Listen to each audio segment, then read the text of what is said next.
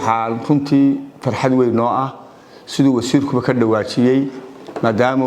muddo badan rabnay waxay nagu yarbatay wixii jiidka la oran jiray marka guddigii heer qaran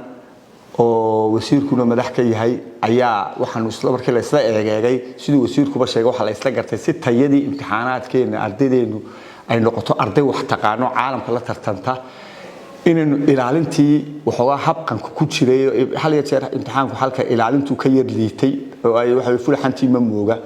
waxa way soo imtixaankeenu u wanaagsan yahay mar alla markuu tago goobaha xagga ilaalinta ayay dhaliilinaga iman jirtay tiibal wasiirka iyo guddigii aanu isla wada garanay bal arinta han tijaabino jaamacadaha maadaama jaamacaduhu yihiin halkay ardaydu tagaysay oo ay ardayda haynu tababarayna aynu imtixaanka ka qaadina jaamacadaha u socdaan si ay markaa macallimiintii jaamacaduhu oo iyaguna ka cawdo ilaa jeer ardayda soo baxda ee sekretariyaashu tayadoodu way liidataa lahaa inaynu isla wada ogaano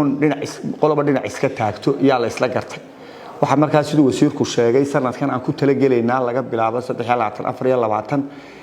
inaynu jaamacadaha ardayda halkii fasalada ay ka fadhiisan jireen u baa jaamacadaha laga geeyay wax alla wax dhibaato oo kale iyo wax mushkilad oo kale oo meesha ku jira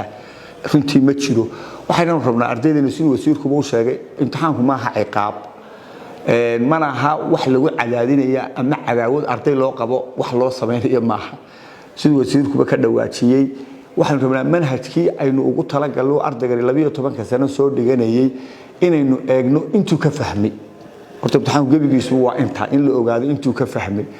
dabadeed waxa la isla gartay jaamacaduhuna halkii waxa kale inoo soo koobayaan halkii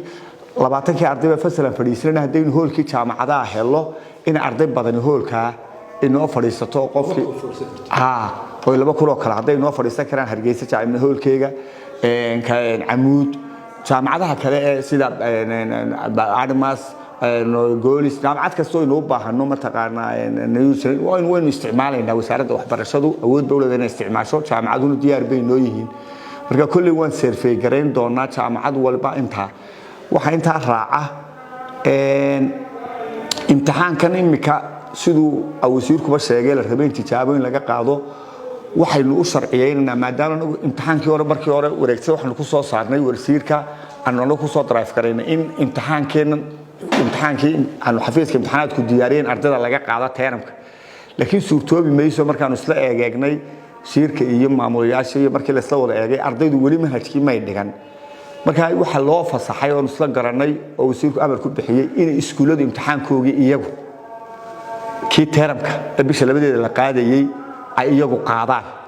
oo u diyaariyaan laakiin hay u fadhiisiyaan sidii wareegtada wasiirku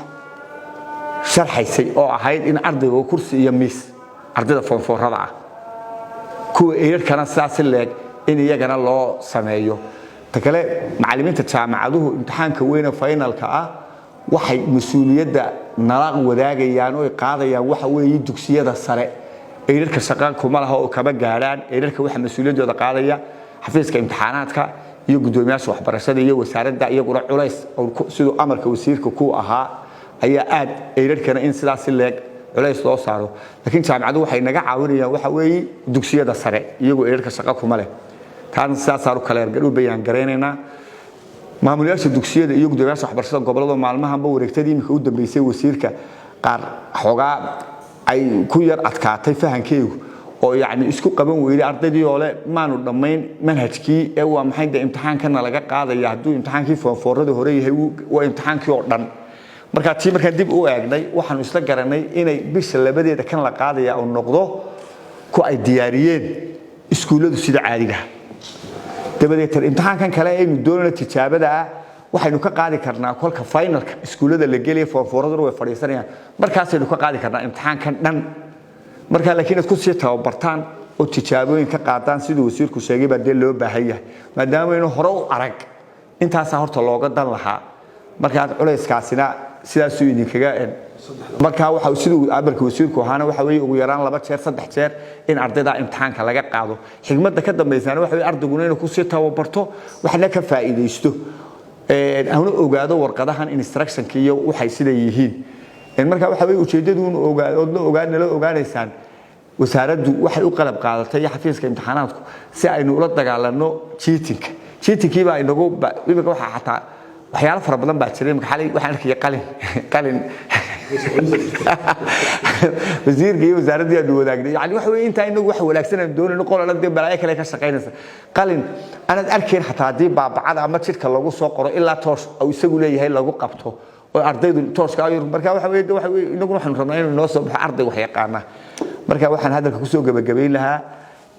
inay maamulayaasha iyo gudoomiyaasha waxbarashada goboladuba sida digreetada ay nafarayso wasiirku aynu sideeda u fulino wixii faahfaahinana xafiiska iyo farsamahan waxa laga soo xiriiraya xafiiska waxbarashada tooska iyo xafiiska imtixaanaadka ayaad la soo wadaagi doontaan annaga idin ka qancin doona waxaan uga dalnayno in tijaabooyin fara badan ardaydu qaadato waana laga yaabaa sidoo wasiirku sheegay xafiiska imtixaanaadku oo anigu ugu horeeyo kulli wareegiyaan samayn doona fara badan haday tahay Hargeysa gudaheega iyo haday tahay goboladaba waa amar wasiirku bixiyay marka kulli iyadana oo wixii faahfaahina waa la soo weydiin karaa waana wareegi doona hadii ilaahay idmo marka sida iyo duco waan idin soo ducaynaa anagoo afka wasiirka iyo afkii waxbarashada saacadiyo ku wada hadlay ka xafiiska imtixaan ahaan